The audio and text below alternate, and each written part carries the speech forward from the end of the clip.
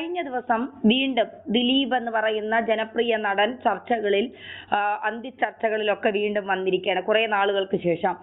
Sting operation എന്ന് പറഞ്ഞുകൊണ്ട് ഒരു ചാനൽ പൾസർ സുനി രംഗത്ത് കൊണ്ടുവരുന്നു. 1.5 കോടി രൂപ ദിലീപ് കൊട്ടേഷൻ നൽകി കാവ്യ മാധവന്റെ അച്ഛനുമായി സാമ്പത്തിക ഇടപാടുണ്ടെന്ന് പറയുന്നു. അത് സ്റ്റിംഗ് ഓപ്പറേഷൻ അല്ല എന്ന് കാണുന്ന എല്ലാവർക്കും മനസ്സിലാവും. പക്ഷേ ആ ചാനൽ പറയുന്നത് അങ്ങനെയാണ്. വീണ്ടും ഈ ദിലീപിനെ ഇപ്പോൾ കേസ് വിചാരണ തീരാറായി, വിധി വരാൻ അധിക ദിവസമൊന്നുമില്ല. ഈ സമയത്ത് എന്തിനാണ് ഇത്തരമൊരു നാടകവുമായി പൾസർ സുനി വീണ്ടും രംഗത്തെത്തിയിരിക്കുന്നത്? ഏപ്രിൽ 11 വിചാരണ പൂർത്തിയാക്കണമെന്നും ഏകദേശം മെയ് ജൂണിൽ നമ്മൾ വിധി പ്രതീക്ഷിക്കുന്നുണ്ട്. അപ്പോ അതിനെ ഏതെങ്കിലും രീതിയിൽ അട്ടിമറിക്കാനോ താമസം വരുത്താനോ ഒക്കെ ചെയ്യുന്ന ഒരു കാര്യമായിരിക്കാം ഇത്.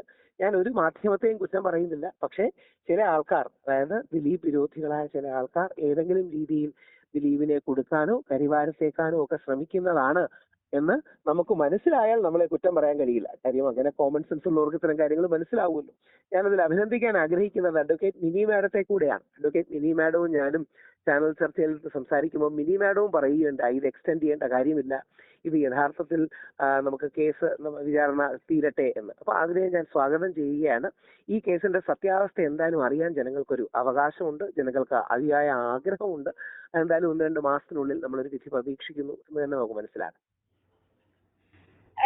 ഈ കേസുമായി ബന്ധപ്പെട്ട് എന്തുകൊണ്ടായിരിക്കാം ഇപ്പോൾ പെട്ടെന്ന് പൾസർ സുനി ഇത്തരം കാര്യങ്ങളുമായി രംഗത്ത് വന്നത് എന്ന് ഇപ്പൊ രാഹുൽ ഈശ്വർ കുറെ നാളുകളായി ദിലീപ് അനുകൂലി എന്നാണ് പറയുന്നത്. ഇന്നലെ ഞാനൊരു ചർച്ചയിൽ രാഹുൽ ഈശ്വർ മാധ്യമ പ്രവർത്തകനാണ് എന്ന് പറഞ്ഞപ്പോൾ പറയുന്നു, പിന്നെ രാഹുൽ ഈശ്വർ ആരൊക്കെയാണ്, മാധ്യമ പ്രവർത്തകനാണ്, അഭിഭാഷകനാണ് എന്നൊക്കെ പറയുന്നത്, അവതാരിക പറയുന്നത് കേട്ടു. ദിലീപ് അനുകൂലിയാണ് എന്നൊക്കെ പറയുന്നത് കേട്ടു. ഈ കേസുമായി ബന്ധപ്പെട്ട് ഇപ്പോ ഇത് എനിക്ക് തോന്നുന്നു ഇത് ദിലീപിന് അനുകൂലമായി വരാൻ കൂടിയുള്ള സാധ്യതയുണ്ട് എന്നുള്ളത്. കാരണം പലരും നമ്മൾ ആ കമന്റുകളൊക്കെ വായിക്കുമ്പോൾ ഇനിയും എന്തിനാണ് ദിലീപിനെ ക്രൂശിക്കുന്നത്, നിങ്ങൾ ഇനിയും അതിന്റെ സത്യാവസ്ഥ പുറത്തു വരട്ടെ, അതുവരെ നിങ്ങൾ എന്തിനാണ് ഇങ്ങനെ ഇൻവെസ്റ്റിഗേഷൻ നടത്തുന്നത്, അതിനിവിടെ പോലീസ് ഇല്ലേ, കോടതി ഇല്ലേ എന്നൊക്കെ ചോദിക്കുന്നവരുണ്ട്. ഞാൻ ഈ പറയുന്നത് നമ്മൾ യൂട്യൂബിൽ കിടന്നുകൊണ്ട് എന്തായാലും കാലാകാലം കിടക്കുമല്ലോ. ഞാൻ വീണ്ടും സൂചിപ്പിക്കുന്നു, യൂട്യൂബിലും കാലത്തിന്റെ ചുവരിലും എഴുതി വെച്ചോളൂ, ശ്രീ ദിലീപ് പൂർണ്ണമായും നിരപരാധിയാണ്. ശ്രീ ദിലീപിനെ വേട്ടയാടിയതാണ്. ആദ്യ ദിലീപ് അനുകൂലി രാഹുൽ ഈശ്വർ ആണെന്ന് 2 മാസത്തിനുള്ളിൽ അഭിമാനത്തോടെ പറയാൻ എനിക്ക് കഴിയും എന്നെനിക്ക് സന്തോഷമുണ്ട്. രാഹുൽ ഈശ്വറിന് ശേഷമാണ് പല ആൾക്കാരും ശ്രീ ദിലീപിന് അനുകൂലമായി സ്റ്റാൻഡ് എടുത്തു തുടങ്ങിയത്. ഇത് തന്നെയായിരുന്നു ദേശീയ മാധ്യമങ്ങൾ ശ്രീ ശശി തരൂരിനെതിരായ ഒരു ക്യാമ്പയിൻ വന്നപ്പോൾ ശശി തരൂർ അദ്ദേഹത്തിന്റെ ഭാര്യയായ സുനന്ദ പുഷ്കറെ കൊന്നു എന്ന് പറഞ്ഞ് ചില മാധ്യമങ്ങൾ ക്യാമ്പയിൻ ചെയ്യുകയുണ്ടായി. ഞാൻ അതിശക്തമായി എന്നാൽ കഴിയുന്ന രീതിയിൽ ശശി തരൂർ സാറിനെ ഡിഫെൻഡ് ചെയ്തിട്ടുണ്ടായിരുന്നു. ഇന്ന് ആ കേസിന് ക്ലാരിറ്റി വന്നു. ശശി തരൂർ സാർ നിരപരാധിയാണെന്ന് കോടതിയും നമ്മുടെ സംവിധാനങ്ങളും എല്ലാം പറഞ്ഞു. ഇതേപോലെ സുശാന്ത് സിംഗ് രാജ്പുട്ടിന്റെ ആത്മഹത്യ കൊലപാതകമാണെന്ന് പറഞ്ഞ് എന്റെ തന്നെ നല്ല കുറച്ച് വലതുപക്ഷ മാധ്യമ സുഹൃത്തുക്കൾ ദേശീയ മാധ്യമങ്ങളിൽ ക്യാമ്പയിൻ ചെയ്തു. അന്ന് സുശാന്ത് സിംഗ് രാജ്പുട്ടിനെ യഥാർത്ഥത്തിൽ ആത്മഹത്യ എന്ന് ചൂണ്ടിക്കാട്ടിയാനും അദ്ദേഹത്തിന്റെ ഗേൾഫ്രണ്ട് റിയ ചക്രവർത്തിയെ സപ്പോർട്ട് ചെയ്യാനും ഷാറൂഖ് ഖാന്റെ മകൻ ആര്യൻ ഖാനെതിരെ ഈ വ്യാജ ആരോപണം വന്നപ്പോൾ ദേശീയ മാധ്യമങ്ങളിൽ ചൂണ്ടിക്കാണിക്കാൻ എനിക്ക് സാധിച്ചു.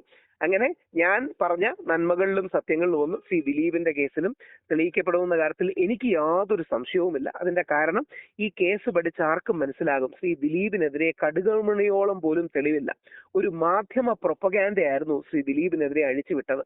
കേരള പോലീസ് ചാരക്കേസ് എന്ന് പറയുന്ന ഏറ്റവും വലിയ ഗ്യാസ് കേസിന് ശേഷം നമ്മുടെ കേരള പോലീസിന്റെ ഏറ്റവും വലിയ പരാജയങ്ങളിലൊന്നാണ് ശ്രീ ദിലീപിന്റെ കേസിൽ കാണാൻ പോകുന്നത്. ഒരു ഉണ്ടയില്ലാത്ത വെടിയും കൊണ്ട് കണ്ടിന്യൂസ്ലി ഈ പല ആൾക്കാരും ശ്രീ ദിലീപിനെ കരിവാരത്തേക്കാൻ നോക്കുകയാണ്. ഇന്നലെ തന്നെ പറയുന്ന കേട്ടില്ലേ, ശ്രീ ദിലീപിനെ കൊടുക്കാൻ വേണ്ടി പൾസർ സുനി അടക്കം രംഗത്തിറക്കി ചിലർ, അല്ലെങ്കിൽ പൾസർ സുനി തന്നെ നാടകം കളിക്കുക. പൾസർ സുനി എന്നെയും ഭീഷണിപ്പെടുത്തുന്നുണ്ട്. പൾസർ സുനിയുടെ അപ്പുറത്തെ ആൾക്കാരെ കണ്ടിട്ടുള്ള ആളാണ് ഞാൻ. പൾസർ സുനി എന്നെ ഭീഷണിപ്പെടുത്തുന്നതും വളരെ പ്രത്യേകതയുള്ളതാണ്. പൾസർ സുനി ഒരു ക്രിമിനലാണ്. പൾസർ സുനി അഥവാ ദിലീപിന്റെ പക്ഷത്താണെങ്കിൽ ദിലീപിനെ ഇത്രയും സപ്പോർട്ട് ചെയ്യുന്ന രാഹുൽ ഈശ്വറിനെ ഭീഷണിപ്പെടുത്തൂ. പൾസർ സുനി ആരുടെ പക്ഷത്താണെന്ന് ഓരോരുത്തരും ചിന്തിക്കേണ്ട ഒരു അവസരം കൂടിയാണ്. ഇപ്പൊ യഥാർത്ഥത്തിൽ ശ്രീ ദിലീപ് അഗ്നിശുദ്ധി നടത്തി തിരിച്ചു വരുമെന്ന കാര്യത്തിൽ എനിക്ക് യാതൊരു സംശയവുമില്ല. വീണ്ടും ചില ആൾക്കാർക്കെങ്കിലും ഒരു കുറച്ച് സംശയം കാണും, കോടതിയുടെ കേസ് ഇരിക്കുന്നുണ്ട്. ശ്രീ ദിലീപേട്ടൻ അല്ലെങ്കിൽ ശ്രീ ദിലീപ് അഗ്നിശുദ്ധിയോടെ തിരിച്ചു വരും. കേരളീയ സമൂഹത്തിൽ വീണ്ടും നമ്മുടെ ജനപ്രിയ നായകനായി അദ്ദേഹത്തിന്റെ ജീവിതത്തിലെ ഈ വ്യാജ കേസ്, ഈ ഫേക്ക് കേസ്, അതിന്റെ കറുത്ത പാടുകൾ എന്നേക്കുമായി 1-2 മാസത്തിനുള്ളിൽ തീരുമെന്നാണ് എന്റെ ശക്തമായ വിശ്വാസം. ഈ ദിലീപിനെ അനുകൂലിക്കാനുള്ള കാരണം, ദിലീപ് തെറ്റ് ചെയ്തിട്ടില്ല എന്ന് രാഹുൽ ഈശ്വർ വിശ്വസിക്കാനുള്ള കാരണം എന്താണ്? കാരണം മറുഭാഗത്ത് ഒരു ഇരയാണ്, ഒരു സ്ത്രീയാണ്, അവർ മറുഭാഗത്തിരയല്ല. അതാണ് ഇതിലെ അത് മാഡം പറഞ്ഞാണ് അതിലെ പോയിന്റ്. മറുഭാഗത്ത് ഇരയല്ല. മറുഭാഗത്ത് ഇരയുടെ പേരിൽ വ്യാജ പ്രചരണം നടത്തുന്ന ഒരുപാട് ആൾക്കാരാണ്. അതായത് ഞാനൊരു ചോദ്യം ചോദിക്കാം. നമ്മുടെ അതിജീവിതയെ നമുക്കെല്ലാം ഇഷ്ടമാണ്. പക്ഷെ ആ അതിജീവിതയുടെ വേദന മുതലാക്കി ദിലീപ് നടത്തുന്നവരാണ് ഇവരെല്ലാം. ഇന്നലെ വിട്ട സോ കോൾഡ് സ്റ്റിംഗ് ഓപ്പറേഷൻ തന്നെ നമുക്ക് എടുക്കാം. ഫെബ്രുവരി 17 ഈ സംഭവം നടക്കുന്നത്. സുനി പറയുന്നത് അതിജീവിതയോട് താൻ വിശദീകരിച്ചിരുന്നു എന്ത് ചെയ്യാൻ പോകുന്നു എന്നാണ്. അങ്ങനെയാണ് ദിലീപ് അടക്കം മഞ്ജു വാര്യരടക്കം ശ്രീ ദിലീപിന് വേണ്ടി ഈ അതിജീവിത ആരോഗ്യത്തെ കുറിച്ച് ഏകദേശം മാസങ്ങൾക്ക് ശേഷമാണ് ശ്രീ ദിലീപിനെ അറസ്റ്റ് ചെയ്യുന്നത്. അഥവാ അതിജീവിതയ്ക്ക് ഈ കാര്യങ്ങൾ അറിയാമെങ്കിൽ ഇമ്മീഡിയറ്റ്ലി അറസ്റ്റ് ചെയ്തുകൂടെ? 70 ലക്ഷം രൂപ ശ്രീ ദിലീപ് പൾസർ സുനിക്ക് കൊടുത്തു എന്നാണ് പൾസർ സുനി അവകാശപ്പെടുന്നത്. അതായത് 1.5 കോടിയുടെ കൊട്ടേഷൻ, ഇനിയും 80 ലക്ഷം രൂപ കിട്ടാനും. 70 ലക്ഷം രൂപ എങ്ങനെ കൊടുത്തു? ക്യാഷ് ആയിട്ട് കൊടുത്തോ? ഡിജിറ്റലി കൊടുത്തോ? ഇതൊക്കെ ചോദ്യങ്ങളല്ലേ. അങ്ങനെ 1 രൂപയെങ്കിലും ദിലീപ് കൊടുത്തു എന്ന് തെളിയിക്കുകയാണെങ്കിൽ നമുക്കപ്പം നോക്കാം. ആ 1 രൂപ പോലും കൊടുത്തു എന്ന മെറ്റീരിയൽ എവിഡൻസ് ഒന്നുമില്ല. ദിലീപിന് ഞാനിനി ഒരു തെളിവും കൂടെ പറയാം. ധന്യമാഡം അടക്കം കൺവിൻസ്ഡ് ആകുന്ന, കേട്ടോണ്ടിരിക്കുന്ന പ്രേക്ഷകർ കൺവിൻസ്ഡ് ആകുന്ന ഒരു തെളിവ്.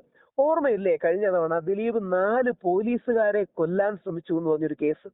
4 പോലീസുകാരെ ഗ്രൂപ്പിലിട്ട് തട്ടും, 4 പോലീസുകാരെ കൊല്ലാൻ ശ്രമിച്ചു എന്ന കേസ്. ആ കേസ് എന്തായി? ആ കേസ് എന്താ ആരും അന്വേഷിക്കാത്തെ? 4 പോലീസുകാരുടെ ജീവനോട് ഒരു വിലയില്ലേ? ആർക്കും അതിലൊരു ബന്ധമില്ലേ? 4 പോലീസുകാരെ കൊല്ലാൻ ശ്രമിച്ചു എന്ന് കള്ളക്കേസ് ഇടാൻ പറ്റുന്നവർക്കാണോ ദിലീപ് ഗൂഢാലോചനയെ പങ്കെടുത്തു എന്ന് കള്ളമായിട്ട് എഴുതി വെക്കാൻ പറ്റാത്തത്? ഒന്ന് ആലോചിച്ച് നോക്കൂ. 4 പോലീസുകാരെ കൊല്ലാൻ ശ്രമിച്ചു. കേരളത്തിൽ ജീവിക്കുന്ന ദിലീപ് 4 മലയാളികളായ പോലീസുകാരെ കൊല്ലാൻ ശ്രമിച്ചു എന്നൊരു കള്ളക്കേസ് എഴുതി ഉണ്ടാക്കാൻ മടിയുള്ള പോലീസിലെ ചിലർക്കാണോ ദിലീപിനെ ഗൂഢാലോചന കേസിൽ കൊടുക്കാൻ മടിയുണ്ടാകുക? അപ്പോൾ ഇത്തരം പല സാന്ദർഭിക, പിന്നെ 2 രാഹുൽ ഈശ്വർ ആദ്യം പറഞ്ഞെങ്കിലും പിന്നീട് കേരള ഹൈക്കോടതിയിലെ വ്യത്യസ്ത ബെഞ്ചുകൾ, ബെച്ചു കുര്യൻ തോമസ് സാറിന്റെ ബെഞ്ച്, മുഷ്താഖ് സാറിന്റെ ബെഞ്ച്, അങ്ങനെ ഒരുപാട് ബെഞ്ചുകൾ മാറി മാറി ശ്രീ ദിലീപിന് അനുകൂലമായി പല ഘട്ടങ്ങളിലും നിൽക്കുന്നത് നമ്മൾ കണ്ടു. വിചാരണ കോടതിയുടെ സമീപനം കണ്ടു. എന്നിട്ട് അനുകൂലിക്കാത്തവരെല്ലാവരും ദിലീപ് അനുകൂലികളാണ്, ദിലീപ് PR കൊടുത്താൽ എനിക്കും 1.5 കോടി ഓഫർ ചെയ്തു എന്ന് ചില ദിലീപ് വിരോധികൾ TV-യിലിരുന്ന് കഴിഞ്ഞ വർഷങ്ങളിലൊക്കെ പറയുന്നുണ്ടായിരുന്നു.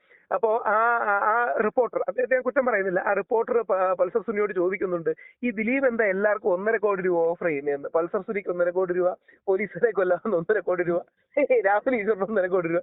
ദിലീപിന് 1.5 കോടിയുടെ ഫാസിനേഷൻ എന്താ? ഒന്നുമില്ല, കള്ളം പറയുകയാണ്. പച്ചക്കള്ളം പറഞ്ഞ് നാട്ടുകാരെ പറ്റിച്ച് മുതലാക്കി അതിജീവിതയ്ക്കുള്ള യഥാർത്ഥ വേദന, അതായത് അതിജീവിത എന്ന് പറയുന്ന നമുക്ക് എല്ലാം ഇഷ്ടമുള്ള ആ കലാകാരിയെ, അഭിനേത്രിക്ക് ഉണ്ടായ ദുരനുഭവം വെച്ച് ദിലീപിനോടുള്ള വിരോധം ചില ആൾക്കാർ തീർക്കാൻ ശ്രമിച്ചതാണ്. ഒരു കാര്യം കൂടെ ചോദിക്കട്ടെ, ദിലീപിനെ സിനിമയിൽ നിന്ന് ഒഴിവാക്കണമെന്ന് ചിലർ ആഗ്രഹിച്ചു, അത് നടന്നു. ഇനി ഈ ലോകത്തു നിന്ന് തന്നെ ദിലീപിനെ ഒഴിവാക്കണമെന്ന് ആരെങ്കിലും ആഗ്രഹിക്കുന്നുണ്ടോ? അത് കുറച്ച് ഓവർ സ്ട്രെച്ച്ഡ് ആയ ആർഗ്യുമെന്റ് ആണ് എനിക്ക് തോന്നുന്നു. അങ്ങനെയാണോ എന്ന് എനിക്കറിയില്ല, അങ്ങനെയാണെന്ന് തോന്നുന്നില്ല. പകരം ഈ സിനിമാ മേഖല എന്ന് പറഞ്ഞാൽ ഒരുപാട് അസൂയ, കിടമത്സരങ്ങൾ, കോമ്പറ്റീഷൻ ഒക്കെ ഉള്ള ഒരു മേഖലയാണ് നമുക്കറിയാം. ദിലീപാണ് പ്രൊഡ്യൂസ് ചെയ്തത്. അതായത് ലാലേട്ടൻ, മമ്മൂക്ക, മോഹൻലാലും മമ്മൂട്ടി, സുരേഷ് ഗോപി എന്ന് പറയുന്ന ത്രയങ്ങൾ കഴിഞ്ഞാൽ ശ്രീ ദിലീപ് ആയിരുന്നു ഏറ്റവും വലിയ പവർ സെന്റർ. ബാക്കിയുള്ളവരൊന്നും ഇത്തരം ദൈനംദിന കാര്യങ്ങൾ ഇടപെടാറില്ല. പക്ഷെ ശ്രീ ദിലീപ് എല്ലാ കാര്യങ്ങളിലും ആക്റ്റീവായി ഇടപെടുന്ന ഒരു വ്യക്തി കൂടെയാണ്. അപ്പൊ ശ്രീ ദിലീപിനെതിരെ അദ്ദേഹത്തിന് ഇഷ്ടമില്ലാത്തവർ, അദ്ദേഹത്തിനോട് ദേഷ്യമുള്ളവർ, അസൂയുള്ളവർ ഒരു ക്യാമ്പയിൻ ചെയ്തതാണ് എന്ന് കരുതിയാൽ അതായിരിക്കും കൂടുതൽ സത്യം എന്നുള്ളതാണ് എനിക്ക് ഈ അവസരത്തിൽ സൂചിപ്പിക്കാനുള്ളത്. Thank you Rahul Easwar G.